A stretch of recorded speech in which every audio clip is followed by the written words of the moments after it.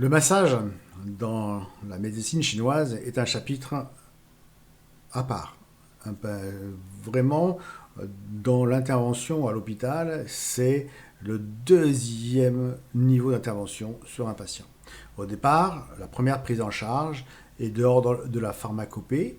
On va donner des plantes, des ingrédients ou des minéraux ou des substances animales au patient pour qu'il puisse avoir un soutien à son mode de fonctionnement. Et pour que ce soutien soit validé, il va falloir le mettre en mouvement. Et c'est le massage qui va le permettre ça. Et on va travailler la peau à travers la circulation des méridiens, des points d'acupuncture. Mais dans les méridiens, ce n'est pas que les 12 méridiens que l'on voit. Il y a de multiples méridiens qui sont des intercommunications, interconnexions entre eux, avec des niveaux de couches différents, avec des actions et des fonctions différentes. Et ça va passer pour mettre en relation le monde extérieur au monde intérieur, et le monde intérieur, organique, au monde extérieur. Il sera nécessaire, pour cela, de faire une prise de contact par une anamnèse. On est dans une médecine. C'est une pratique médicale où il va falloir chercher à comprendre, percevoir, analyser, déduire que les modalités de fonctionnement du patient ou de dysfonctionnement du patient vont engendrer où sont les résultats d'une série déjà de petits dérèglements qui font que le système tombe en panne. Et vous allez intervenir par le massage sur la peau. Alors, la correction, elle se fait sur une structure qui est, pour les Chinois, à l'image de la structure spirituelle, la structure du mental, c'est-à-dire de l'état d'esprit. C'est-à-dire qu'on va modifier le tissu, mais en même temps, on aura une action directe sur le plus profond, le plus subtil du patient, c'est son état d'esprit.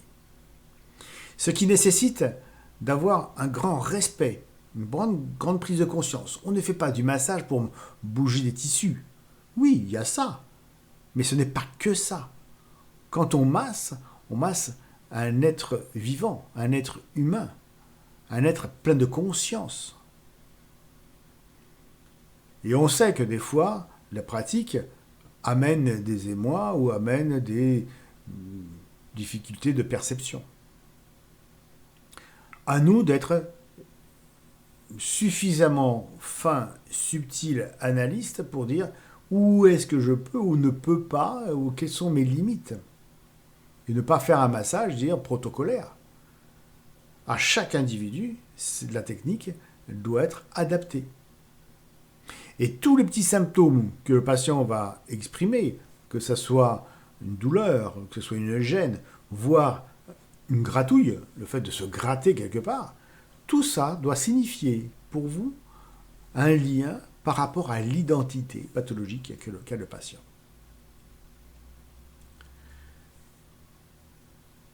Quand on a cette grille de lecture, on arrive à avoir une assurance de nos aptitudes à prendre le patient en charge.